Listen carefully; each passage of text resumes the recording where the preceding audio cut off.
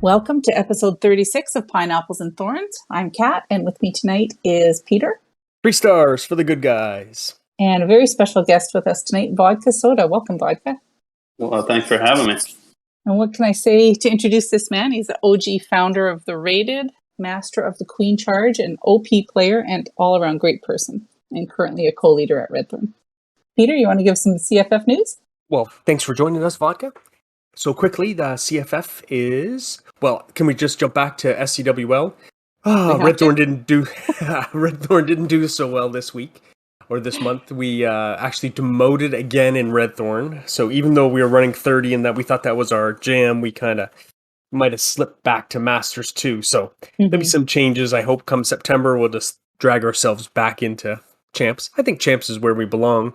I don't know. Not a lot of engagement this month. So it was a little bit... You know what the problem was?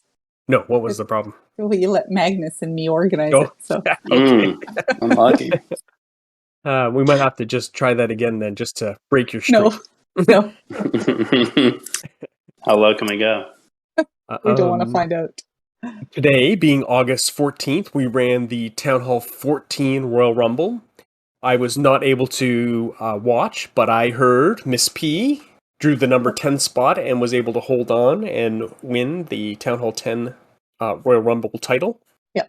I sent her a DM and asked her what she wanted her title to be. I think you're using... what are you using? Empress of Hog? What are you using? Town Hall 9 Empress. Empress, yeah. So I thought she might be High Priestess of Hogs or something like that. But we'll wait till she gets back to us. What else? Fox is trying to revitalize the question of the day. So if you're in the CFF server, we really love to hear from you. Just drop us your thoughts. Today's is... Oh, what was today's? I forgot already. Oh, what celebrity would you like to sit down and have a coffee with? Mm-hmm. Did you get to answer that question today? I did. Let's see. I couldn't decide either Mark Hamill or Jason Momoa. Yeah, Jason Momoa. What can I say? I haven't decided on who I want to talk to. I'm not really starstruck per se. I would like to talk to someone very smart and, just their opinion on the world. Mm-hmm. Maybe Neil deGrasse. He's a clever guy. He might be fun to have coffee with. Oh, how high-minded of you. How about you, VS? Who would you like to sit down and have coffee with? I didn't see the question, but thinking about it now, I'm kind of like you. I don't really care about like celebrity or actors or anything like that too much. So somebody I find interesting, maybe like Jerry Seinfeld. I'm an old fan of the show and fan of his comedy, so I think that he'd probably be an engaging guy to hang with for a bit. Or Howard Stern. I'm a big Howard Stern fan, so I'd love to hang with him too. That would be fun. This podcast will be nothing like his radio show. Hey now. Hey now. I think that's it. I think that's all for CFF right now. It's kind of quiet. We got some stuff in the works. There's some stuff bubbling behind the scenes, so stay tuned. We got more stuff coming. Yeah, things should ramp up again come September. The way it usually works. Yeah, already looking forward to the next CCWL. Yes, we need our revenge. It was crazy. We talked a little bit about it. There was something in the water that week. I mean, I've never seen a grouping of clans like that in Masters at any level. Not in Masters, for sure. And I know even C2J was saying on their show that they had struggled and they got demoted as well. I saw that. So, yeah, it was just, I think everyone had a rough go all the way around. Well, the story that tells it to me is our first war, we had like a pretty solid war, like good amount of triples, minimal 1-stars, like looking good. And we were against a clan called COCSpain.com. And we were playing good. They were playing good. I think they ended up beating us by like 2 stars, 1 star. And, you're thinking, oh, well, we must have just gotten one of the best clans in the group first. We'll shake that off and take on the rest of the week. And we ended up going, 5 losses, 2 wins. And that team, COC Spain, they ended up avoiding elimination by 1 spot. They were 1 above us. Yeah. Yeah. Yeah, there was a couple of just crazy good clans in there. And they start at the day at the bottom of the list. And then by the time they got all their attacks in, they were up at the top in 2nd spot. So it was a funny week. I guess we need to maybe run more trolley bases. I think everyone's just running their Legends bases. Yeah. The good players have seen those bases and know how to kind of approach them, if not triple them. Exactly. So Vodka, let's talk a little bit about your Clash history. Can you tell us the town halls you play, how you started playing and some of the clans you played in. Sure. Yeah. So I started in about 2013. I'd had a history of playing video games growing up. All the, child of the mid 80s played NES and SNES and all that stuff that we all played. But I'd played like Halo and Halo 2 in college, and we took it pretty seriously. So I'd had a gaming pass, but I wasn't playing any games at all beyond college. And I was waiting tables at a kind of a fine dining restaurant. And I came in one day, and some of the kitchen guys were like, "Oh, we need you to download this mobile game called Clash of Clans, because if we get one more account, then we can do Clan Wars." And I think this is the time that Clan Wars had just come out, and they were new to the game, and so they talked me into down. And I was like, they didn't know what they were, they didn't know what itch they were scratching with me, that I didn't need much pushing to get into gaming. So I went home that night and made an account and came back in the next day, and I guess the rest is history. We were a real beginnerish clan, but we did some Clan Wars, and then pretty quickly, within maybe a few months of playing, I found out that my really close in real life friend Nick, or as most of the listeners probably know him, Goblin Slayer, he was also playing the game, and we both realized we were playing. And I think we maybe joined like a global clan, or maybe Nick joined my little restaurant crew clan for a little bit. And Nick was a video gamer too, so I think we were both kind of like seeing that this game could be a little more serious than what that clan was doing. So we, I think he found the CFF, and he was like, "Yeah, there's this cool clan. It's all adults, and they do a podcast." And so we applied through the CFF. We got funneled into K Farmhouse 2.0. This is back in the day. We were listening to, I guess, what had to be the pretty early Clash Files family podcast with. Right. Natalia was still in it when I started listening, and Ransom Meat and Coop and Hal. And so we played in K Farmhouse 2.0 for, I don't know, quite a while, a year or two.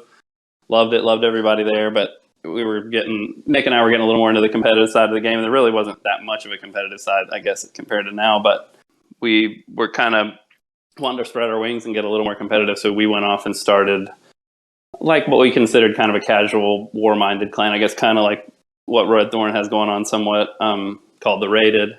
Mm-hmm. And so it was Goblin Slayer and myself, and a couple people came over from K Farmhouse 2.0, and it got a bit complicated. We didn't feel like we were poaching or anything, and probably most people listening to this podcast know that sometimes those dynamics are complicated. But anywho, we got a good crew. We ended up making the Raided part of the CFF as kind of one of their war-minded clans, and we grew that clan to what was a great thing with great membership, and we had a really awesome, I feel like, interplay between being competitive but not taking it too seriously. And we did that for quite a while, and that's kind of when I got to know Kat in the beginning. And then let's see, I retired from that clan in, what did we look at Kat? It was the beginning of 2016? Yeah, end of 2016, I think. Sometime in 2016. So end of 2016, I just decided to step back from the game for various reasons. We can talk about that later. And then I came back in like early-ish 2021. And I've been playing ever since. And right now I have a max Town Hall 14. And then I also have a max Town Hall 12 that I don't really play very much. Awesome. Yeah, I remember the Raided back when I sort of left my casual clan and gotten more into a more organized clan that was in Discord, Hollow Graves, and I remember doing some mixers with you guys and learning about the CFF at that time because we weren't part of it. And yeah, it's a long history in that clan. It is a long history, isn't it? Yeah. Yes, I have to ask, you went from Halo to Clash of Clans. Those are two very different games. What was the appeal initially, other than you playing with the guys at the restaurant? Well, it's all hand-eye coordination, I guess, in the end. But I get what you're saying, first-person shooters to, whatever we call Clash. But I did have a bit of a history of, like, some more of, like, fantasy, quote-unquote nerdy kind of games. Like, I did play Final Fantasy and some different role-playing games growing up. So the whole, wizard, giant, goblin motif was not new to me. I was a Lord of the Rings fan, and so it was not that big of a stretch. And I wouldn't have thought, honestly, Peter, when I first started playing Clash, like It wasn't, it didn't look like something that I would want to play. I just downloaded it to do a favor to somebody, but you know how it is. It kind of gets under your skin. It creeps in. So, I wouldn't have thought, other than kind of being familiar with the motif, that it would have been my kind of game. But apparently it is all these years later. Yep. So why did you retire, and what brought you back to the game? When I retired, I wouldn't say I really blame Clash or Supercell. It was more, real life situation, but maybe the game had part to do with it. So Town Hall 11 was relatively new. It was cool. The Eagle was out. Grand Warden was out. And the game was fun. In terms of the level of the game at that point, there was a lot of dipping going on. I don't know if you guys remember the kind of early Town Hall 11 days, but it was really hard to get triples. I'm sure the pros were doing it, but we weren't doing it a lot. So in terms of the gameplay, there was a lot of Town Hall 10s reaching up and 2-starring 11s, and then 11s coming down and tripling 10s, which is fun, don't get me wrong, but I don't think it was quite as balanced and dynamic as I think the game is right now. But also, I had a new job, which I just felt like I needed to give more of my attention. I was relatively newly married. I just had stuff going on. And then the real coffin nail was that my kind of partner in the Rated Goblin Slayer announced that he was going to retire. And I was like, I'm not going to do this without you, because he was doing a lot of the legwork and was really involved. And anyways, it just seemed like a good time if he was going to step away for me to step away. But the irony is, as Kat and I were discussing just a couple nights ago, he ended up coming back to the game, Kat, 6 months later or something like that? I don't even know if it was that long. If that. I mean, maybe it was 6 weeks. I don't remember. But and then I ended up staying on for, I don't know, 3 or 4 years. Yeah. So, it was just a combination of things. It was just the time. We were leading the rated. We were pretty involved. We were on game all the time, on Discord all the time, and it's a lot of time, as you guys certainly know. Running a clan, it's a lot of work, and so just came a time where I felt like I had to step away. That makes sense. So when you retired, were you guys involved in any league play, or was that sort of not happening at that time? I'm sure there was some kind of league play burgeoning at the time, but the whole friendly war thing, I'm not great with the timeline, but was relatively new. I remember doing some arranged wars, but we would have to do the thing with war weights. And, oh, yes. Oh, my God. And it's so funny, when I brought Discord back up, I was going through old DMs and just kind of, just trip down memory lane. And I was finding messages between, if any of you guys remember RM84, he used to run a lot of stuff in CFF. He was one of these smart guys who would help with the bounce wars, but he was questioning me about my war weight, and I had calculated it wrong, and it was going to ruin the whole war, and it's just such a nightmare. So there wasn't what there is, now. Certainly, there wasn't much of regular. I think at CWL and stuff was just kind of starting when I was stepping away. So we did some arranged wars, but a lot, that stuff didn't really exist back then as much. So how has Clash changed, in your opinion? I think it's great. I mean, aside from the fact that Clash is an older game, is not as new and as fresh as it used to be, and I guess you could call that a bad thing. I mean, to me, almost everything else about the game is so much better than when I left. Vast majority of the problems that I kind of saw have been fixed.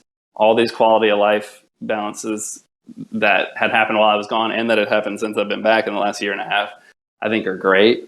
A lot more user-friendly to use the game. I don't have any bitterness about them, speeding up the timeline on earlier town halls or anything. I think that's necessary as it evolves. So I think the game is much better, and I think the gameplay, certainly at Town Hall 14, is awesome right now. I've heard Carl say it, and I kind of agree with him. I think it's a great place where you can get a triple if your playing's good, but it doesn't have to be 100% perfect. And if you make a major mistake, at Town Hall 14, if you drop your healers where they can get hit by an air defense, or you miss your ability or something, then you're very unlikely to triple. So I think it's in a really balanced place, and I think all the quality of life stuff has made it so much easier. And then you have the friendly war stuff and the FCs, and then on top of that, externally, you have all this great tournament coverage and all these great channels. Clash with Eric and Snapdragon, which I think we're going to talk about. I mean, all this stuff to me is coming back. It's super exciting and awesome to me. I think it's great. That's awesome. It's interesting to hear a point of view from somebody who's actually taken a break, an extended break from the game, and then coming back with a completely fresh outlook on it, and because a lot of us are looking at it, and it's gradual change, so you don't notice it as much, right? Sure. And so we're kind of all like, oh well, complain. We want this and we want that. We're the spoiled children, right? That want all these new things, and then for someone to come back, it kind of makes you think, yeah, it actually has gotten a lot better. So It really has, and I've never been the player who's like, and nothing against people who are, but like the ones who are always looking for new content. I'm kind of like, I like being maxed. I like not having to grind. I remember when they added new hero levels, like I was relatively new at having 40 heroes. Mm-hmm. And then they added the extra levels. And I remember being like, oh my God, when's it going to end? Like, because you guys remember, I mean, if you either had to spend a lot of money or, Yeah. A lot of time. Yeah. or a lot of time to get those heroes up back in the day. There was no books, there was no hammers, there was no gold pass. So, I mean, when they would add new hero levels and stuff, I was like bumming out, I was sick of spending the money. And so, I was never like always craving new content. I mean, I agree right now we're probably kind of due. Like even I'm getting a little ready for it, but that doesn't bother me too much, like the lack of end game content. Yeah, because back in the day, especially if you were in league, you were kind of expected to gem your heroes up for the league matches. So Sure. And it was like, wasn't it? I mean, you're basically spending almost $10 a level, right? yeah. So you get 20 new levels added to the game and you're serious. I mean, that's a $200 bill right there you're being handed. That's for sure. Thank God we couldn't farm DE so fast. They got spread out over a couple months. My wife Right. didn't notice so quick. Right. Tell us something that you failed at in Clash, but ended up learning from. I guess you'd call it a failure. I think it was, I'm really bad at timelines and my memory of everything, but I think at one point, Goblin Slayer and I left Cave Farmhouse, and we were, we were some of the better hitters maybe in that clan, and we were feeling like, big shots, and we were like, yeah, we need to go to something more competitive. So we went and joined a couple of guys that I remember, like Murtaugh and like some of the House of L guys. They were going to start a more war-driven clan, and it was called Savage Salutes, and Goblin Slayer and I joined and did a couple of wars, and you just quickly realize, and this happened with us in Halo back in my Halo days too, when we would join a couple tournaments, like, the difference between being a big fish in a little pond, and then when you go out there and really put yourself out there and start, playing with the big boys and girls, it's, we just got smacked, and quickly realized that the bowler and witch spam that was working so well at our other clan, didn't fly so much, and I think we did a couple wars with them, and kind of with our tail between our legs, we're like, thanks, no thanks. We're going to head back to the farm team. But I learned, what I would say I learned is A, you're not as good as you think you are, but B, that it was just more important to have fun and play with the people that I was comfortable with, and, be supportive and help others learn. That was always a big part of the rated and K Farmhouse, teaching people, and that was really more the side of the game that I didn't realize, but that was more what I was into than the actual competition. Yeah. Nice. Do you have a favorite memory of Clash? Could be a person, could be an event. I do. I mean, a single, I think a lot of us probably have this, like the single best war in your mind. I remember the rated was off and running, and we really had a good thing going and had a strong squad, and we were just doing random spins. Like I said, there really wasn't any tournament aspect, but, we loved our random spin. This is before SCCWL, so that we didn't have that either, but we spun against one of the One Hive clans. I think it was One Hive Swarm, and back in those days, 2014 or so. I mean, One Hive was it. That was like the name that everybody knew, and they were the big dogs. And we spun against Swarm, which is one of their feeder clans, but still a really good clan. And we probably didn't expect really to win, but the war's off and gone, and suddenly it's looking competitive. And I have this vivid memory of like getting off work. I've been checking it all day, but I finally get off work and rushing home, and maybe there's an hour or two left, and I did one of my hits and got like probably a crucial dip triple that we needed. And then, other people were hitting or firing back and forth, and it was like a true buzzer beater. And we ended up beating One Hive Swarm by like a star or maybe percentage. And the clan was so hyped, and we just felt like, we were just these unknown scrubs who had just beat a One Hive family clan, which again was just like the clan to beat. And yeah, I think we all went to sleep feeling like we had kind of arrived in Clash that night, and that the rated was like, something people should know about. And that's probably not true, but that's how we felt. That's awesome. Okay, so the questions come up that it's kind of, I think I saw it on Twitter today. Flash Livin was talking about it, and I thought, I bet a lot of people don't do this, is on the builder base. The shop is different than on the main village, right? Never knew. So if you go into to buy something, if you go into the builder base to buy something, you'll get completely different deals. Well, for the most part, than the main village. Like you won't see the skins or anything, but there was some deals on there today. There was like 2 books of fighting and some gold for like $3 Canadian. I was today years old when I found out about this. It's like, it doesn't even occur to me to check there. Doesn't even occur to me to check my builder base. Hats off to Clash Livin for bringing that up, because I think it's something that I'll have to try and remember to check occasionally, because who knows what kind of really good deals I've missed. So please take my money, Supercell. Okay, so let's talk about Clash Esports. Did anybody watch any of the ESL Snapdragon Pro Series? I watched all the recaps. I didn't watch it live. What about you, Peter? I got to watch some of it live. I missed I was watching North America on I guess it was, no, it must have been Friday because it was at work. And for whatever reason, work was quiet that day. I was doing inventory stuff so I could have it on. So I actually missed the final round, but I got to watch many of them. It was really exciting. I thought the commentators were great. Woody wasn't yelling around too much, so it made it easy to have it on in the background. Mm-hmm. Yeah, they really did a fantastic job, I thought. Susie Gaming did a really, really good job. And she must have been nervous because, being up in front of the camera for the first time. But yeah, I think they all worked really well together. So it was enjoyable. And War and Glory got the, on this, I think was it Friday or Saturday? Anyways, they walked away with the North American champion. So they got to try for the gold ticket. And there was a bit of controversy for the North American Championship. One of the guys from Chasmac, Nick with the question mark? No, yep. CMG Nick. CMG Nick, right. That's one. Something glitched on his tablet. The poor guy. Yeah, and me watching that on YouTube through Lexnus's channel, I don't know if it was different watching it live. It was never addressed. It was like... No, it wasn't. It happened, and I'm feeling for the guy, and then they're like, we'll see if it would impact the war. And then I think it would have, right? He would have tripled. Super close war. And then at the end of the match, they just never even mentioned that it happened or how it was being resolved. I don't think they knew what to do because everybody was using the same kind of tablet. And yeah, that's right. Sponsored by Samsung, so they're all new tablets. Sorry, Samsung. And supposedly what happened is some kind of pop-up came up on his screen while he was attacking, and he went to swipe it to get rid of it, but it closed the Clash of Clans app. Oh my goodness. That's brutal. Yeah, so you're talking a lot of money and a chance to go on to the next guaranteed ticket to the Worlds, right? So yeah, and aside, they had clearly had other issues because remember all the times where the feed would go out and then the team would have to kind of run over and look over their teammate's shoulder. Yes. Yes. Really, things were not working as they were supposed to kind of throughout.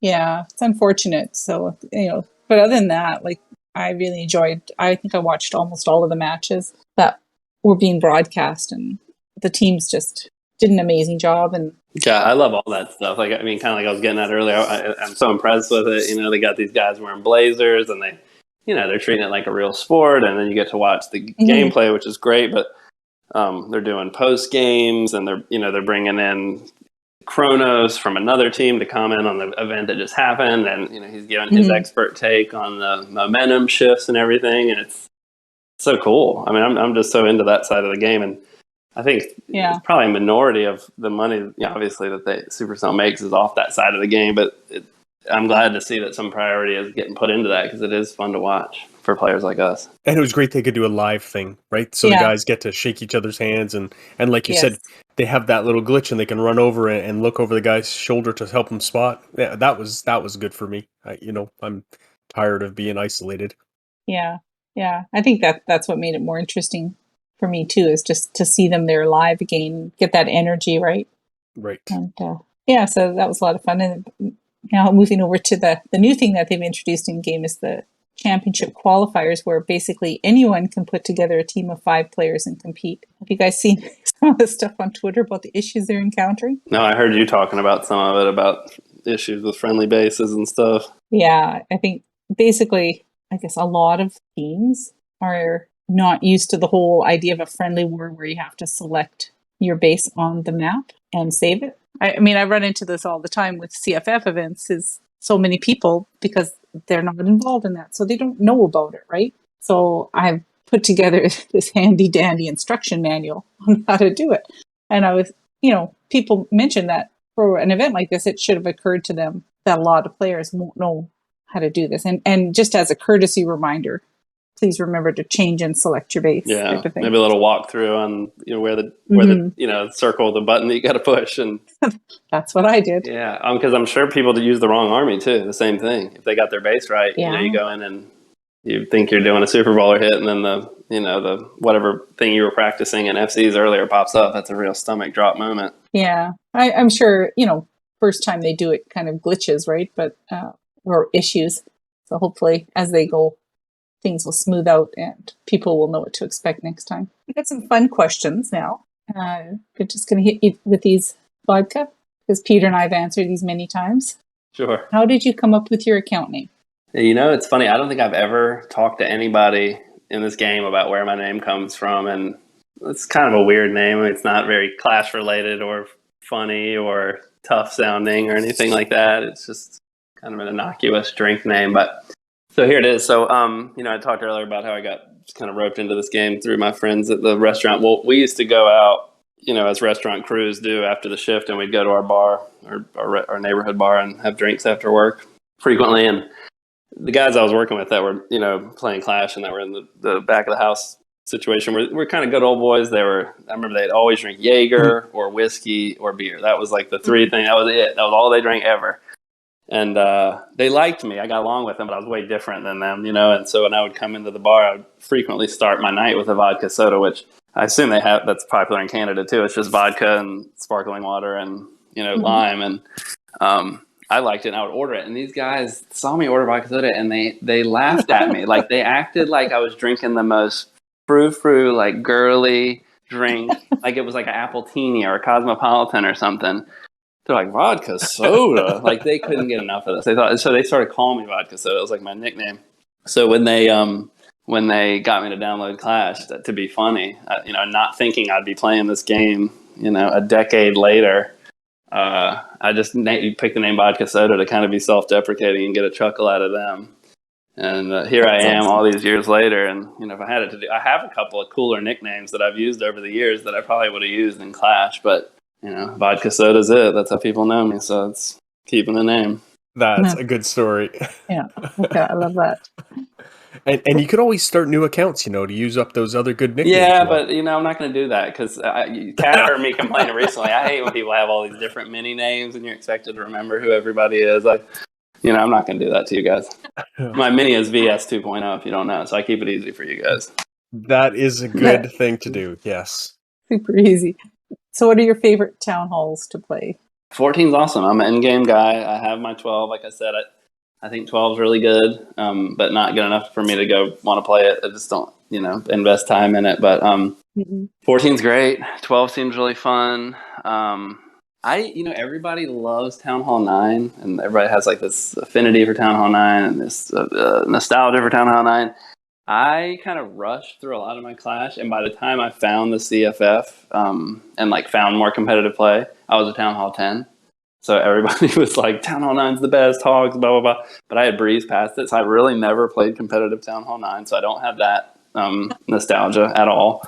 And when I played 10, it was so hard, back in the heals cancel, or Infernos cancel heals, and nobody triples except for modders, and so yes. 10, I liked it, but it was so hard. And 11 was cool. Like I said, when I left, 11 was a bit imbalanced, I thought, but it was fun. But honestly, my favorite's 14. I just think it's so balanced and cool. I think the aesthetic's cool. And as other people on the podcasts have said, but there's different attacks. There's air attacks, there's ground attacks, Dragon's Work, Hybrid, Lalo, Super Bowlers. I just think it's great. The variety you see that works. Yeah, that's true. What's your favorite army comp and why?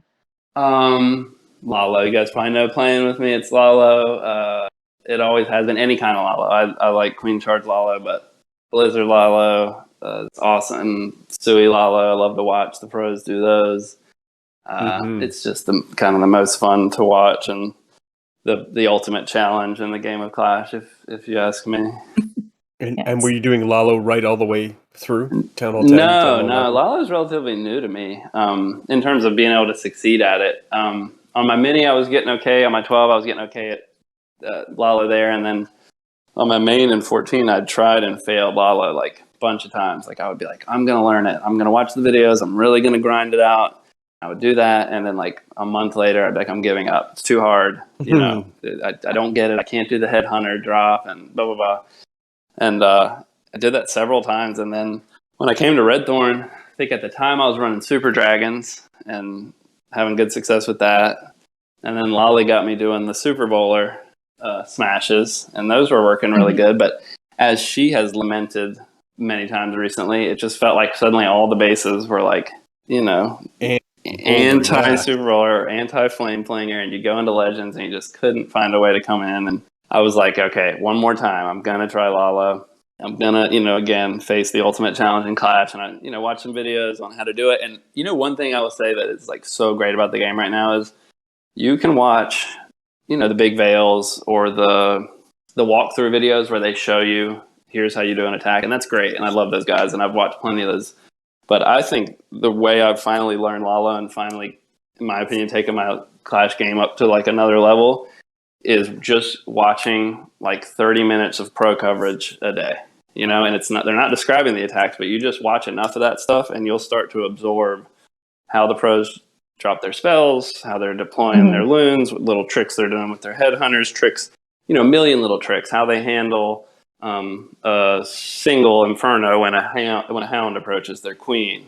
You know, you make your queen and the hound invisible, and then she'll take out this single first. Like all that stuff. There's a million little tricks, and if you watch enough pro coverage, you can, in my opinion, and you're really paying attention, you can kind of take your game to the next level. And that's another thing of what's so great about the game right now. There's so much high quality content out there if you want to watch it. If you want to take your game to the next level, you can watch these guys, and eventually it'll start to sponge into. And it, you know, it's not one or two videos; it's weeks of watching it over and over again. And so I was watching a ton of Clash with Eric. I was watching a lot of pro replays, along with some walkthrough videos on Lalo, and it finally clicked, and I finally felt like I could do it.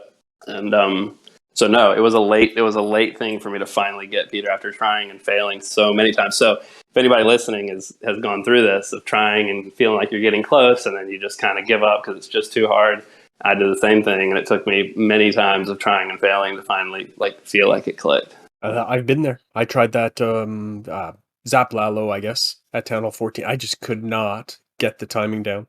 Ink and I were going to just run it for a month, and I said, I cannot. I'm hating Clash of Clans right now. I had to give it up. I get it. It takes months. It's not a month. It's months. It really is. I mean, I would run Lalo for a whole month in Legends, and at the end of the month, my last day, I'd be like, I didn't get a single triple. That was terrible. You know, I'd feel like I was worse on the last day than the first day. So it takes so long. And I still don't claim to be any kind of like expert at it, but I feel like now I'm proficient at it. And so what do you use in Legends? Are you Sui Lalo? I do Queen Charge Lalo.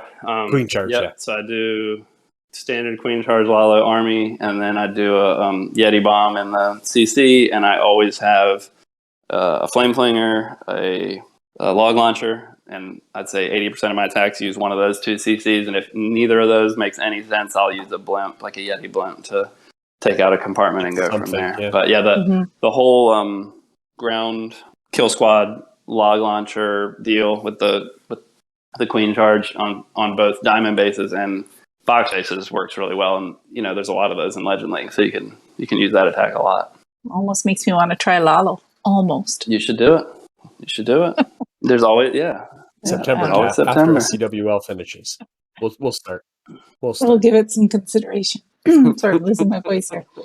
Okay, let's see. If you could be any troop in the game, what would it be and why? What was my answer to this? Oh, Hog Rider. It's the quintessential Clash troop, but also, you know, in all the videos and promo stuff we've seen throughout the years, he's always like partying, he's always having fun, he's got his little buddy, his Hog Rider. He seems to really be a lover of life, the Hog Rider. Great answer. Thoughts on Clan Capital? Do you still enjoy it? And why or why not? I haven't really been fair to Clan Capital, probably, I would say. I don't love it. I'm not angry at it. I wasn't super impressed with it, and I think, I don't know. I haven't, honestly, in defense of Clan Capital, I haven't done a lot of research on different attack strategies and stuff. I kind of do the whole sneaky archer, get my attacks in, get my medals thing. It's entertaining. I don't hate doing the attacks. I like the medals. I really like being able to donate to myself and stuff. So, and I heard somebody on a podcast, maybe it was Hero or somebody recently, saying that, feels like as you're, maybe where we're getting now into these later town halls, we really will see it kind of blossom into something more complex. And I'm here for it. I'm not hating, but so far I just kind of haven't really been willing to put the effort into it. Yeah, I think if they give us the ability to copy some bases with links, then you might see people getting a little bit more creative. I spent about 2 hours last week redoing a base on the Clan Capital that I'd found on some YouTube channel. And so I took a screenshot of the base and I had to copy it piece by piece, like old school way, right? And it took forever because there's so many different buildings and trees and everything on the base that you have to. Shame on Supercell for not adding that feature yet. I mean, everybody, it's so obvious, doing that whole thing where you're copying from one map to another, like, we all hated doing that back in the day with the original base. Supercell knows that. And I still hate it. A big thank you to you and Lolly and anybody else who works on those bases, because I've spent about 0.0 seconds on any of that. So that's, shout out to you.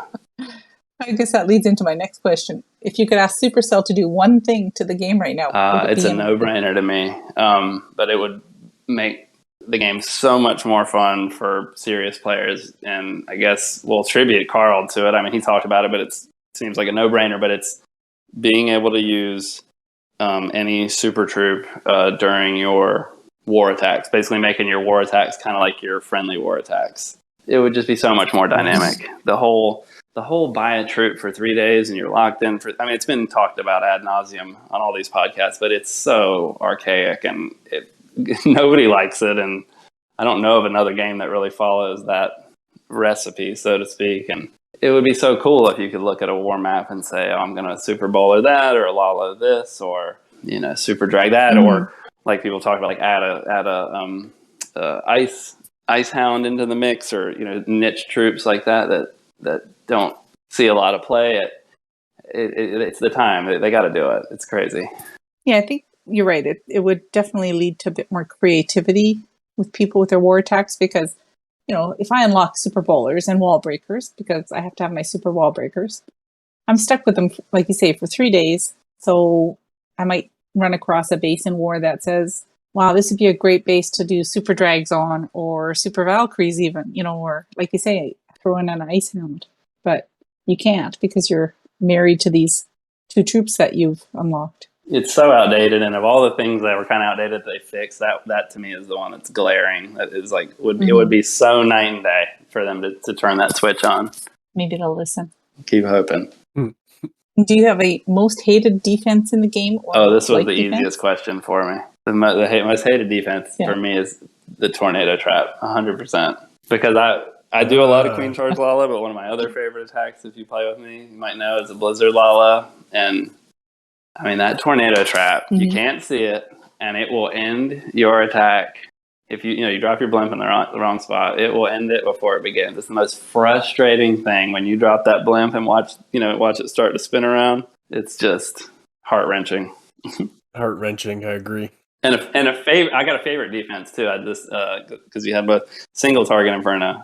To me, it's a cool defense. It creates such a cool dynamic, in your head. It's so powerful. It's so powerful in some ways. It's so vulnerable in other ways. And watching a skilled player drop that freeze and it hits just the second that it's going to full beam. It's just such a cool, smart defense that was added into the game. It's so cool and interesting to watch how people adapt with it. And do you like that we were able to heal through it still? Big. Yeah, that was a big change, right? I mean, that's because multi was fine, but you couldn't heal anything, and then the singles seemed to become the dominant thing. So now it seems to have added the good mix in. You get some singles, some multis still. So what would you say is your greatest achievement, VS?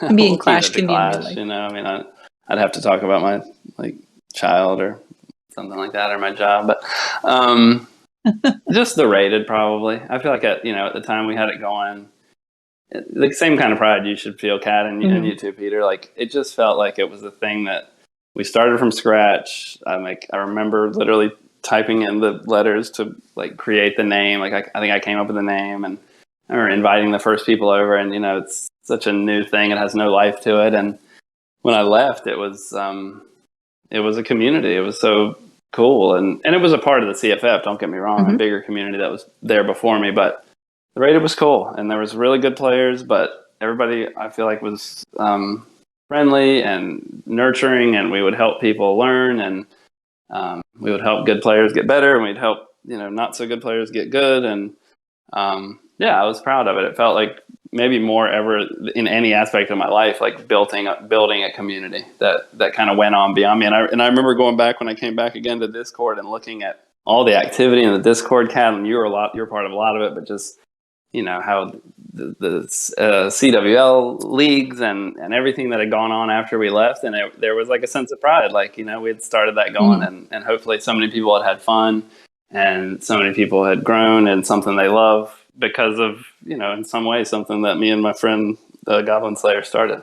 Yeah, for sure. What is your most embarrassing moment in Clash? So this comes out of the story I told earlier about going to the Savage Salutes clan, and it's not really embarrassing. It's a funny story, but we'll call it embarrassing. But we went over to there, and again, we were the good hitters from all over, and we were gonna take it to the next level. And probably within 2 or 3 weeks of being there, we got hunted by golden goblins. If you guys remember the golden goblin, oh yeah, gosh, and they were such a thing. I remember they were all over Twitter, and they had such a mystique, and everybody knew they modded, but they said they didn't mod, and it's just such a thing with them. But they hunted us, and they had a spy. They literally had a spy. This is the old days of Clash. They had a spy come into our clan, and he hung out with us for a bit. And he was really good. And then next thing you know, we spin against golden goblins, and I think they perfect warred us, or nearly did, and it was such, so the attack, and there's a YouTube video if anybody wants to go watch it. Go watch Golden Goblins versus Savage Salutes. They made a video about it, but I went and watched it since I came back, and the attack they were crushing us with was Queen Charge Mass Miners. If you guys don't remember, that was the high level attack at Town Hall 11 that a lot of those. So they would just charge in, create a funnel, and then they would just drop their whole army would be miners, and they would funnel it around the whole base.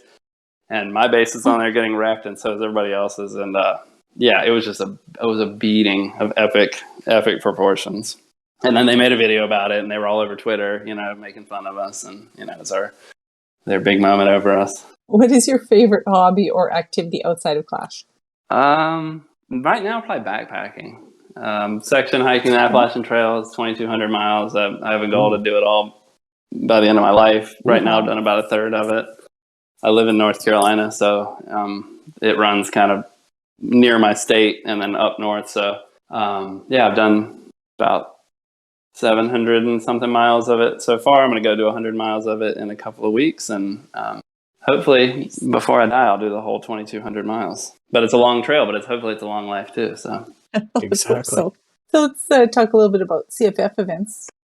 Is there anything you'd like to see done for events in the CFF, and have you participated in any recently? I've done a few. I missed a couple of the recent ones. I don't have a Town Hall 10, so I couldn't do the Royal Rumble. I was out of town during the Beat the Heat, so I missed that one.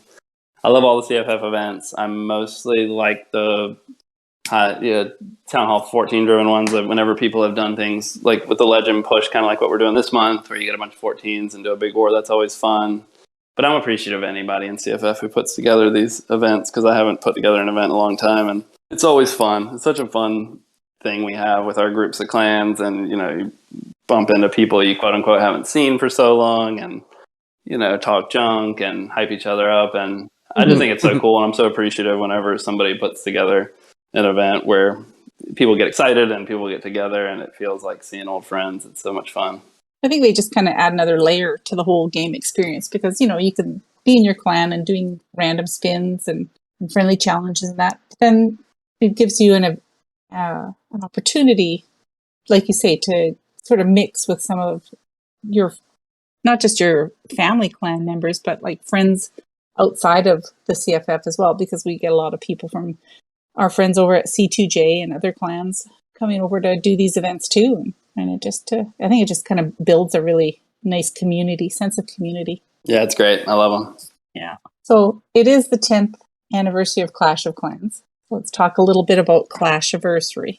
Can you start us off? And tell us you entered just about every Twitter contest I imagine. There you go, right? Kat. Okay. But I saw that you won something. Can you tell us what you won? I won a custom base from Nice. Woo! So I'm waiting for that. They're building it, and I should have it by Friday this week. They told me so. And did you go for what's the word I'm looking for? Like a vanity plate, a vanity base? No, You're going for a hardcore base, okay. I wanted a war base that'll defend. So, we'll see you might go for a kitty cat or something with a whip, maybe. With a whip? Oh dear. Nope. So yes, I did win. Magnus had won some prizes as well. I'm not sure. Great. I think Van over in Valor Margulis had won also a base. So yeah, there's a few people that we know who've won some of the prizes. So that's kind of nice. That's great. Yeah. Did anybody finish all those challenges for the Clashiversary? I finished them, yeah. Did you finish them with or without walkthroughs? Because I needed walkthroughs for some. So I used walkthroughs for every one of the unusual ones. All the regular kind of hits, that somewhat looked like a normal Clash of Clans base, I did myself, but all the ones with 10 scatter shots or the last goblin one, I use walkthroughs for those. I'm not smart enough to figure those ones out. Same. Yeah. I liked the one where you used the Skelly spells on all the scatter shots. I thought that was a lot of fun.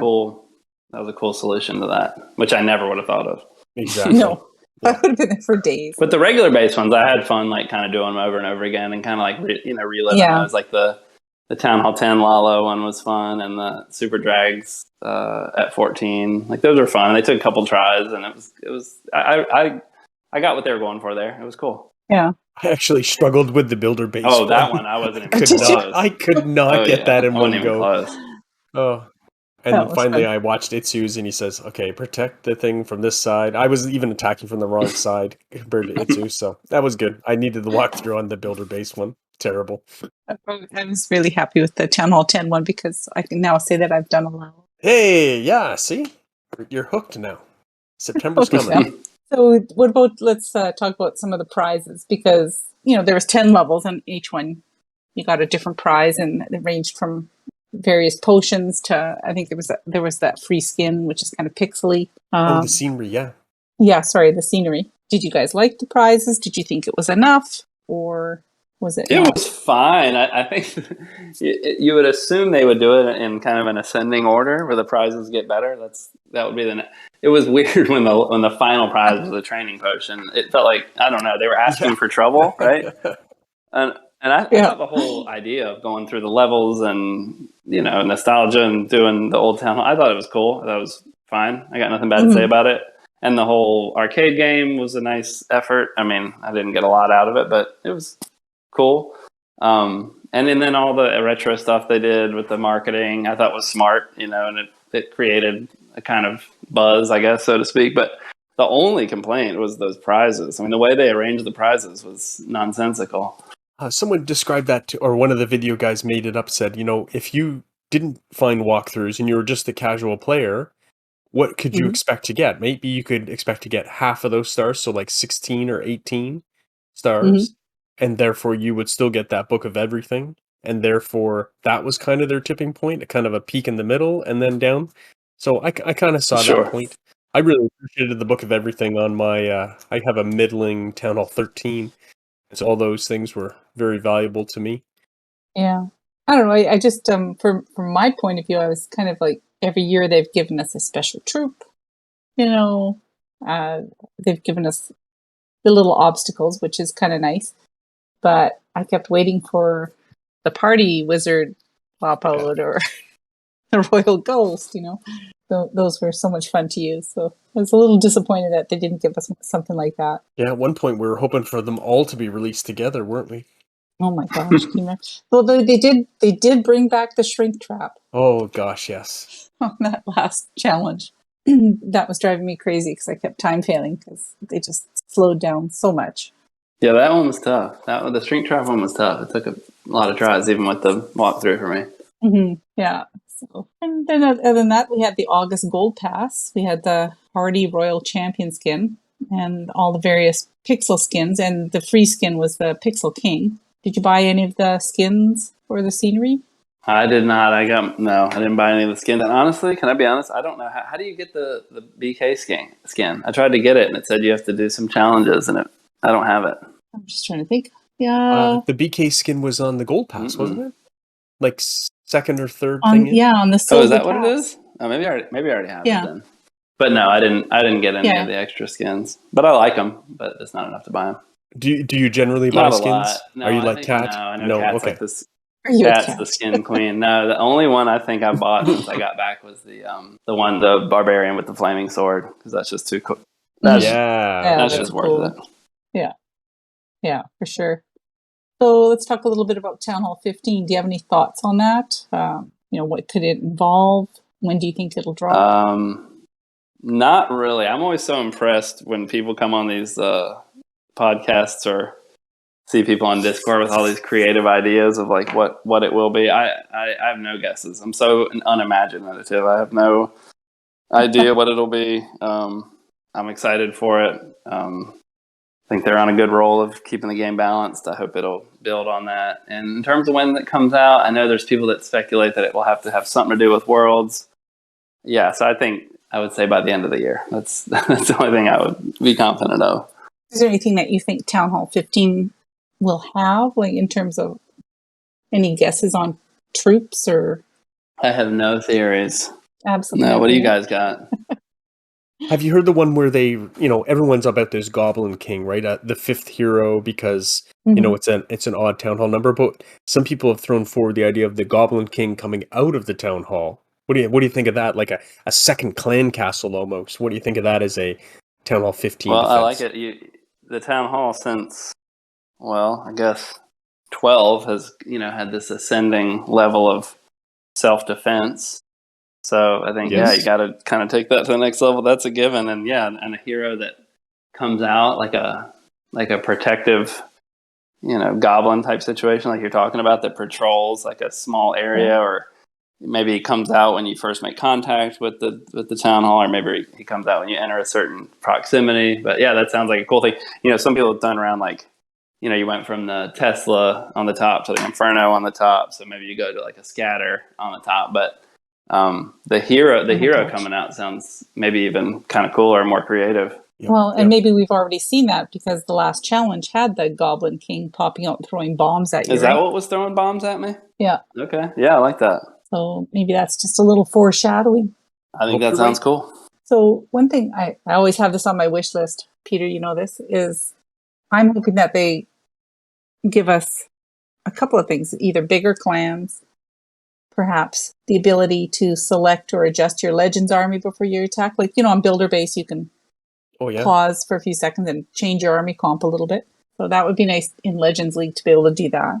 And this would be, I think, big for people who want to do events and stuff, is the ability to be in a random war and still hop out to do friendly war at the same time. Just like, when you're in SCCWL, you can go do those 5v5s at C2J.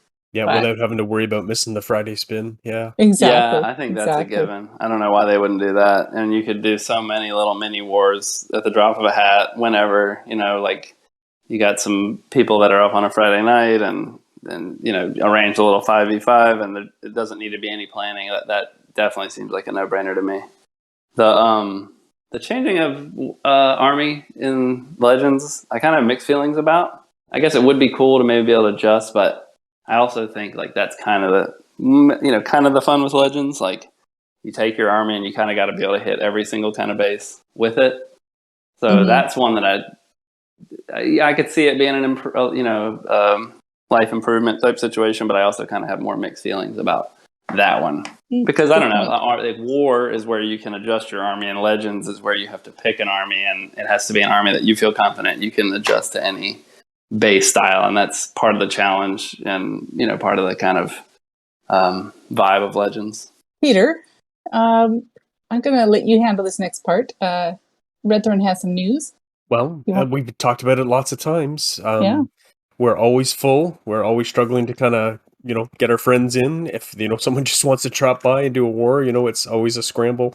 And I see, in Discord, I'm sorry I had to kick your mini. I'm sorry I had to kick your mini. So, because we feel that, Town Hall 15 is not imminent, we're going to make Red Thorn a Town Hall 14 only clan, starting after September SCWL. And we're going to open up the rated again. And we're going to use that for all our minis. Yep. Including Town Hall 14s that are developing, that don't feel they want to fight the Red Thorn kind of fights. We know this is kind of a shocker for some of our Town Hall 13s. They've been with us a long time, but we're just struggling all the time to make room for clans. So it's fun. Yeah. It's exciting. We've already had Hammer join, say he wants in there. So he brought a 14 over. I guess he's just looking for some more casual wars. So shout out to Hammer. Yeah, it's a good problem to have, I guess, to be that full. So yeah, I'm excited to be able to reopen the rated, and it's too good of a clan to just let sit dormant. So because what is dead may never die. That's right. What a legacy. It might even be enough for me to, fire my 12 up and bring it over. Drag it over. Mixed wars. Do it. So 2 fun questions to wrap up the show. Favorite sandwich condiment? You can all answer this, BS. You go first. Mustard all day. I love yellow mustard, spicy mustard, horseradish mustard, mustard all day. Peter? I was on vacation before the last podcast, and we went to and I don't know if this is the proper term, but a mustard. I don't know what they are. A guy who makes mustard. I like that. And so there's all kinds of them. And I got one called Sassy, and it has just a hint of jalapeno in it. It is awesome. Oh, I love that. So I'm going to go with that one, just because. And for me, it would be Chipotle. Wow, how specific. Sorry. It's just my favorite. So, okay. Favorite Muppet? I get to go first. It's Gonzo, right? He's so fun. He's wild. I forgot about Gonzo. He's like a whole vibe. So many good ones. Shooting himself out of the cannon just for laughs. Peter? I'm going to go with Statler and Waldorf, those 2 grumpy old men up in the thing. Yeah. I feel I can relate to them a lot more right now. And mine is that scientist guy, Beaker. The assistant? The assistant, yes. With the spiky orange hair or whatever. Yes. I love him. He's so funny. Okay, let's move over to shoutouts. Vodka, do you have any shoutouts to you? Yeah, a couple. Everybody at Red Thorn, great clan, well run. Everybody's got a great attitude.